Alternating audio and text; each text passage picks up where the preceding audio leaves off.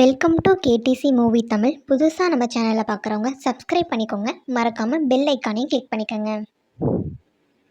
இன்றைக்கி நம்ம ஏற்கனவே பார்த்துட்டு இருந்த கொரியன் ட்ராமாவோட 3rd எபிசோட் தான் பார்க்க போகிறோம். இந்த எபிசோடோட ஸ்டார்டிங்கில் டாங்ஜிங் அப்புறம் அவங்களோட கோவர்க்கர்ஸ் எல்லோரும் சேர்ந்து ஹினாமோட அப்பா கேஸ் இருக்குல்ல, அந்த விஷயத்தை சர்ச் பண்ணிகிட்டு இருப்பாங்க. அதில் ஏதாவது புதுசாக க்ளூ கிடைக்குதா, கிங்ஃபிஷரை பற்றி ஏதாவது எவிடன்ஸ் கிடைக்குதா, எந்த ஏதாவது கிடைச்சா நல்லா இருக்குமே அப்படின்ற மாதிரி சொல்லி பார்த்துட்டு இருக்காங்க. ஏன்னா இது வரைக்கும் அவங்க கொலை நடந்த எதுலேயுமே அவங்களுக்கு பெருசாக லீட் கிடைக்கல. பழைய கேஸ் இன்வெஸ்டிகேஷன் பண்ணும்போது அது கிடைக்குமா அப்படின்றதுக்காக தான் இந்த மாதிரி அவங்க இன்வெஸ்டிகேஷன் பண்ணிகிட்டு இருப்பாங்க. இப்போ தான் நமக்கு அப்படி என்ன தான் நடந்துச்சு 2011 கிறிஸ்மஸ் அன்னைக்கு அப்படின்றத காட்டுறாங்க. அப்போ நம்ம போனா என்ன பண்ணிகிட்ருப்பாங்க அப்படின்னா தனியாக உட்காந்து புக் படிச்சுட்ருப்பாங்க. அப்படி அவங்க புக் படிச்சுட்டு இருக்கும்போது இப்போ டைசனோட அம்மா இருக்காங்கள்ல, அவங்க தான் நம்ம போனா கிட்ட மீட் பண்ணி பேசுவாங்க. பேசும்போது என்ன சொல்லுவாங்க அப்படின்னா, இப்போ கிங்ஃபிஷராக நம்ம போனா மாறி இருக்கார்ல, அந்த காஸ்டியூம் பூரா அவங்க தான் கொண்டு கொடுத்துருப்பாங்க. கொடுத்தது மட்டும் இல்லாமல் நீ போய் இந்த சியோனோட அப்பா கொன்று அப்படின்ற மாதிரி சொல்லுவாங்க. இப்போ தான் அவள் பேர் ஹைனாமு, முன்னாடி சியூன் தானே இருந்துச்சு. அந்த பொண்ணோட அப்பா கொல்லு அப்படின்ற மாதிரி ஆர்டர் கொடுக்குறாங்க. இவங்க பேசிக்கிறது பார்த்தா பாஸ் சப்பார்டினேட்டா இல்லை ஒரு இறக்கப்பட்டு கேட்குறாங்களா, இல்லை இவளோட ஐடென்டிட்டி முன்னைக்கே தெரிஞ்சிருச்சான்னு தெரில, இல்லை இதுதான் அவளோட வாழ்க்கையில் முதல் பயணமானு தெரில. இந்த மாதிரி அவங்க ஃபஸ்ட்டு கிங்ஃபிஷர் அப்படின்ற ஒரு விஷயத்தை அனௌன்ஸ் பண்ண மாதிரி நமக்கு ஒரு சீனை காட்டுறாங்க. அன்றைக்கி நாள் தான் கிறிஸ்மஸ் மார்க்கெட்டில் போனா என்ன பண்ணுவா அப்படின்னா, சின்ன வயசாக இருக்க சியோன் அப்படின்ற நம்ம ஹைனாம மீட் பண்ணுவாள். அதுக்கப்புறமேட்டுக்கு நல்ல கிறிஸ்மஸ் கிஃப்ட் வேணுமா அப்படின்ற மாதிரி கேட்கும்போது அப்படின்ற மாதிரி சொல்லவும், நீ வீட்டுக்கு போயிட்டு உன்னோட ஜன்னலை திறந்து வச்சுக்கோ அப்படின்ற மாதிரி சொல்லிவிட்டு அவங்க போயிருந்திருப்பாங்க. ஆக்சுவலி அந்த ஹோட்டலில் மீட் பண்ணியிருக்கிறது இவங்க தான் மீட் பண்ணியிருப்பாங்க. அவங்க பேசின வார்த்தைகள் இது மட்டும்தான். அப்படி சொல்லிட்டு போனதுக்கு அப்புறமேட்டுக்கு அவளும் என்ன பண்ணுவாள் அப்படின்னா, கரெக்டாக போய் வீட்டில் ஜன்னல் திறந்து வச்சுருப்பாள். அப்போ தான் அவங்க அப்பாவுக்கும் அவளுக்கு சண்டை நடந்திருக்கும். கரெக்டாக அவங்க அப்பா அவளை கொடுமைப்படுத்தி அப்யூஸ் பண்ண ட்ரை பண்ணும்போது போனா கரெக்டாக டார்கெட்டை சுடுறதுக்கு ஏதுவாக அது ஜன்னல் ஓப்பனாக இருந்தனால டக்குன்னு இவங்க சுட்டு கொண்டிருப்பாங்க. அதுலேருந்து தான் இவங்க கிங்ஃபிஷர் அப்படின்ற பேரும் வந்திருக்கும். ஏன்னா இவங்க கிங்ஃபிஷராக ஃபஸ்ட் டைம் அப்போ தான் மாறியிருக்காங்க. அப்படி மாறும்போது அவங்க என்ன வேலை செஞ்சுருக்காங்க அப்படின்றப்ப அவங்களுக்கு ஒரு கில்ட்டி ஃபீலிங் இருக்கும்ல, நம்ம பண்ண சரியா தப்பா, என்னென்னாலும் ஒரு உயிரை எடுத்திருக்கோம்ல அப்படின்ற மாதிரி தோணும்போது நம்ம எது பண்ணாலும் நம்ம கரெக்டாக தான் பண்ணியிருக்கோம் அப்படின்ற மாதிரி சொல்லிவிட்டு நம்மளால் 4 மக்களுக்கு நல்லது நடக்குதுன்ற மாதிரி சொல்லிட்டு ஸ்ட்ராங்காக நம்புவாங்க. அதுலேருந்து தான் அன்னையிலேருந்து நைட் இருந்து யாருன்னு கஷ்டப்பட்டாலும் சரி அவங்க எல்லாருக்கும் ஹெல்ப் பண்ணிகிட்டே போயிட்டுருப்பாங்க. இந்த விஷயம் எல்லாத்தையும் இப்போ நம்ம போனா என்ன பண்ணுவாங்க அப்படின்னா, நம்ம ஹைனம் கிட்ட சொல்லிகிட்டு இருப்பாங்க. அப்போ தான் ஹைனம் சொல்லுவாள், நானும் சின்ன வயசுலேருந்தே கிங்ஃபிஷர் மாதிரி ஆகணும்னு சொல்லிட்டு உன்னை தான் என்னோடய ஐடலாக வச்சுருந்தேன். உன்னை நினச்சி உன்ன மாதிரி மாறும்னு சொல்லி தான் இந்தளவுக்கு மாறி இருக்கேன். ஆனால் நீ மறந்துட்ட. கிறிஸ்மஸ் அன்றைக்கி நைட்டு நீ எனக்கு ஒரு ப்ராமிஸ் பண்ணி கொடுத்த, திருப்பியும் என்னை மீட் பண்ணுவேன்னு சொல்லிட்டு நான் உன்னை ஒவ்வொரு நாளும் எதிர்பார்த்துட்டு இருந்தேன், நீ வரவே இல்லை அப்படின்ற மாதிரி சொல்லும்போது போனா என்ன சொல்லுவாங்க அப்படின்னா, எல்லாருமே எல்லா கட்டத்திலும் எல்லோரும் கூட இருக்க முடியாதுல்ல, நீ எதுக்கு தேவையில்லாமல் அதையே விடிச்சிட்ருக்க, இப்போ விடு அப்படின்ற மாதிரி சொல்லிட்டு இருப்பாங்க. இல்லை நீ என்னோட ப்ராமிஸை பிரேக் பண்ணிட்டேன், அதனால தான் நான் கோவமாக இருக்கேன் அப்படின்ற மாதிரி சொல்லிட்டு ஹைனம் சொல்லும்போது அதுக்கு போனஸ் சிரிச்சுக்கிட்டே சொல்லுவாங்க, இங்கே பாரு நீ யார் அப்படின்றத நீ வேலைக்கு சேர்ந்த அன்றைக்கே நான் கண்டுபிடிச்சிட்டேன். நீ யாருன்னு தெரிஞ்சப்ப உன்னால் எனக்கு ஆபத்து வராது, என் ஃபேமிலிக்கு ஆபத்து வராது எனக்கு நல்லாவே தெரியும். இப்போ நீ டைசனுக்கு பாய்சன் கொடுத்துருக்க அப்படின்றத மாதிரி சொல்லி தானே என்னை மிரட்டி வர வச்ச, எனக்கு நல்லாவே தெரியும் இது பாய்சன் கிடையாது, நீ அந்த மாதிரி பண்ண மாட்டேன்னு சொல்லிட்டேன். ஸ்லீப்பிங் மருந்து தானே கொடுத்து தூங்க வச்சுருக்கிறேன், தூக்க மாத்திரை எவ்வளோ போட்டேன், இப்போ எழுந்திருவானா இன்னும் 10 நிமிஷம் கழிச்சு எந்திரிப்பானா அப்படின்ற மாதிரி சொல்லிட்டு கேட்கும்போது இவளுக்கு எப்படி உண்மை தெரியும் அப்படின்ற மாதிரி சொல்லும்போது உன்னை நல்லாவே எனக்கு தெரியும் அப்படின்ற மாதிரி சொல்லிட்டு இன்னொரு ஃப்ளாஷ்பேக் காட்டுறாங்க. என்ன அப்படின்னா, கிட்டத்தட்ட 6 வருஷத்துக்கு முன்னாடி ஹைனம் என்ன பண்ணியிருப்பா அப்படின்னா, ஓரளவுக்கு மெச்சூராக வளர்ந்துருப்பாள். அப்போ எதேச்சியாக போனா டைசன் கூட ரோட்டில் போகிறத பார்ப்பா. அப்புறம் தான் தெரிய வரும் இவங்களுக்கு மேரேஜ் ஆகிருக்கு, கூட போகிறது அவங்களோட ஹஸ்பண்ட் அப்படின்ற மாதிரி சொல்லிட்டு இவ அடுத்து அவங்கள ஃபாலோ பண்ணி பார்க்கும்போது இவ ரொம்ப ஹாப்பியாக தன்னோட லைஃப் ஸ்டைலை ரொம்ப சந்தோஷமாக லீட் பண்ணிகிட்டு இருப்பான். தான் ஒரு ஹீரோ மாதிரி ஒரு ஐடல் மாதிரி இன்ஸ்பிரேஷன் பண்ண ஒருத்தவங்க சாதாரண லைஃப்பை லீட் பண்ணிகிட்டு இருக்கிறது அவங்களால டைஜஸ்ட் பண்ணிக்க முடியல ஹைனம்னால். பழையபடி கிங்ஃபிஷர் எப்படியா கொண்டுட்டு வரணும் அப்படின்ற மாதிரி சொல்லிட்டு தான் ப்ரொவோக் பண்ணுற மாதிரி இந்த மாதிரி பண்ணியிருந்திருப்பான். அந்த விஷயம் எல்லாத்தையுமே இப்போ வந்து போனா கிட்ட வந்து ஹைனம் சொல்லுவாளாம். அதுக்கு போனா என்ன சொல்லுவா அப்படின்னா, இங்கே பாரு, என்னோடய லைஃப்பில் நான் ஒவ்வொரு தடவும் ஒவ்வொரு ஸ்டேஜுக்கு கடந்து தான் வந்திருக்கேன். ஆனால் என்னோடய லைஃபுக்கு ஸ்டேபிள் அப்படின்றத கொடுத்தது யாருன்னா என்னோடய ஹஸ்பண்ட் டைசன் மட்டும்தான். அவன் தான் என்னோடய வாழ்க்கையை காப்பாற்றிருக்கான்னு சொல்லலாம். என்னோடய வாழ்க்கையில் ஒரு மிகப்பெரிய கிஃப்டாக நான் பார்க்கக்கூடியது வந்து என்னோடய பொண்ணு யூவில். அந்த பொண்ணை கொடுத்தது அவர் தான். என்னோடய உண்மையான குடும்பத்தை வந்து உருவாக்கி கொடுத்துருக்காரு. அந்த குடும்பத்தோட மதிப்பையும் எனக்கு வந்து புரிய வச்சுருக்காரு. நானும் அதே விஷயத்தை தான் உன்கிட்டே சொல்கிறேன்.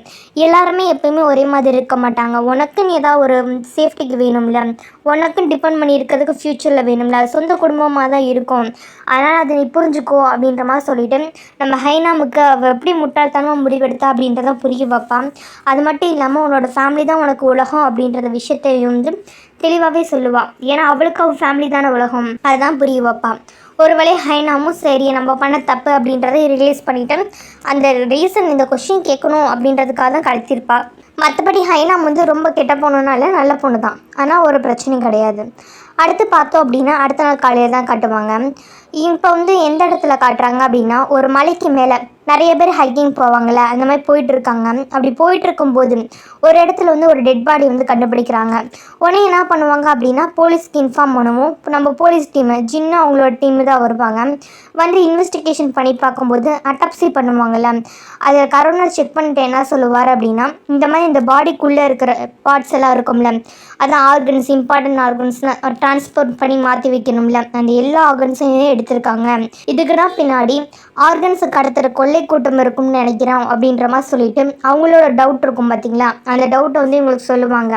இப்போ புதுசு இந்த ஒரு விஷயம் வேறு இருக்கா, இதை பற்றி இன்வெஸ்டிகேஷன் பண்ணணும் அப்படின்ற மாதிரி சொல்லிட்டு அந்த இன்வெஸ்டிகேஷனை வந்து இவங்க ஸ்டார்ட் பண்ணிகிட்டு இருப்பாங்க.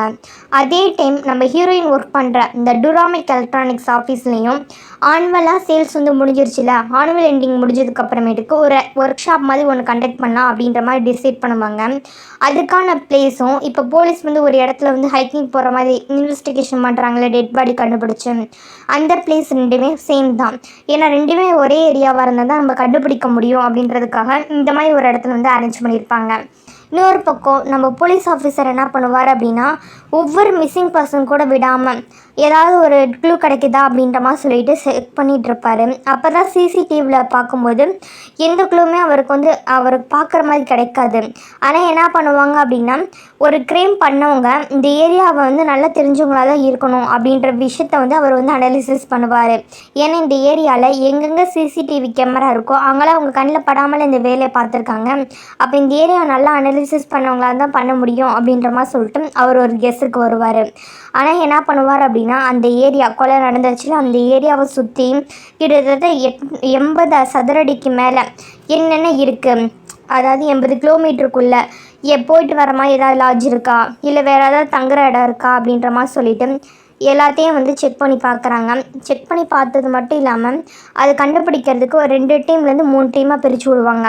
டீமாக பிரித்து போனால் ஈஸியாக நம்மளால் வேலை வந்து முடிச்சிடலாம் அப்படின்ற மாதிரி சொல்லிவிட்டு அசைன் பண்ணி வைப்பாங்க.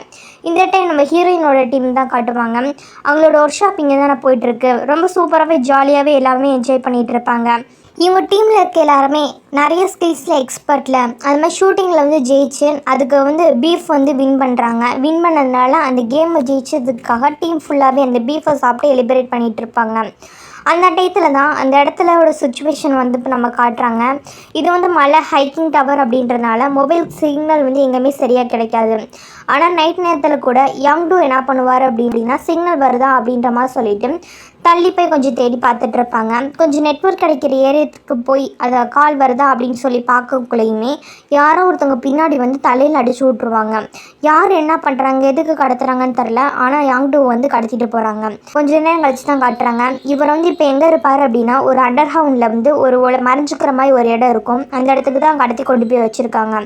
இந்த இடத்துல தான் இந்த ஆர்கன்ஸ் எல்லாம் கடத்தி விற்கிறாங்களே அந்த டீம் இருக்கும் போல் இருக்குது. இந்த மாதிரி மலைக்கு வந்து டீம் மீட்டிங்கு, ஹைக்கிங் போகிறது அப்படின்னு சொல்லிட்டு கேங்காக புது நம்பர்ஸ் எல்லாம் வருவாங்களே, அவங்களெலாம் தனியாக போகும்போது கடத்தி கொண்டு போயிட்டு ஆர்கன்ஸ் எல்லாம் திருடி விற்கிறது தான் இவங்களோட வேலை போல் இருக்குது.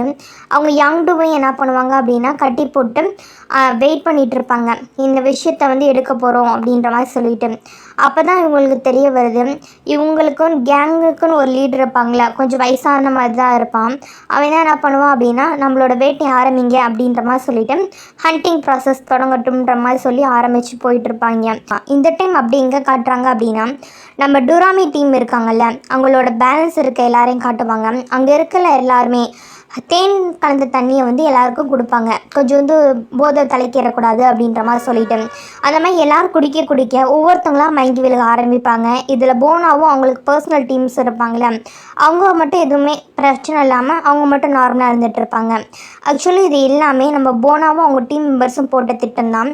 இந்த மாதிரி மலையில் தான் ஹைக்கிங் போகிற எல்லாரையும் வந்து கடத்தி ஆர்கன்ஸ் இருக்கிறாங்கன்னு தெரிய வந்திருக்குல்ல, அதனால் உங்களோட ஹைடவுட் எங்கே இருக்குது அப்படின்ற விஷயத்தை கண்டுபிடிக்கணும் அப்படின்றதுக்காக தான் இந்த ஒர்க் ஷாப்பை வந்து ஒரு கவர் மாதிரி வந்து உருவாக்கியிருப்பாங்க, ஒரு சீக்ரெட் ஆப்ரேஷன் மாதிரி. ஏன்னா இவங்க டேரெக்டாக போய் வந்து இந்த இன்வெஸ்டிகேஷன் பண்ண முடியாது, ஏன்னா போலீஸ் ஆல்ரெடி இங்கே இன்வெஸ்டிகேஷன் பண்ணிகிட்ருக்காங்களே, அதனால தான். இப்போ வந்து இவங்க பிளான் பண்ணபடியே இந்த ஏரியாவில் வந்து சிக்னல்லாம் கட் பண்ணதுக்கான காரணம் வந்து இவங்க கிடையாது, அதெல்லாம் கிரிமினல்ஸ் தான் பண்ணியிருக்காங்க. அந்த விஷயம் எல்லாம் நடக்கும்போது இவங்க வந்து தன்னோட பிளான் சக்ஸஸ் ஆகுது அப்படின்றத வந்து ஓவர் டைம் வந்து நோட் பண்ணி வச்சுருந்துருப்பாங்க. அதுக்கப்புறமேட்டுக்கு என்ன பண்ணுவாங்க அப்படின்னா, இவங்களும் என்ன பண்ணுவாங்கன்னா, இவங்களுக்குள்ள அந்த சிக்னல் பரிமாறிக்கணும்ல, அந்த விஷயங்கள் எல்லாமே பார்த்துக்குவாங்க. கடைசியில் இவங்களுக்குள்ள சீக்ரெட்டாக அந்த சிக்னல் பரிமாறுவாங்கள்ல, அது மூலமாக அந்த அண்டர் கிரவுண்டுக்குள்ளே இவங்க எங்கே இருக்குது அந்த பிளேஸ் அப்படின்றத கொஞ்சம் முன்னாடியே, இப்போ கடத்தியிருப்பு இருக்காங்களே அதுக்கு முன்னாடி இவங்க வந்து கண்டுபிடிச்சிருப்பாங்க. இந்த விஷயங்கள் எல்லாமே வந்து இவங்க வந்து ப்ராப்பராக வந்து பண்ணியிருந்திருப்பாங்க.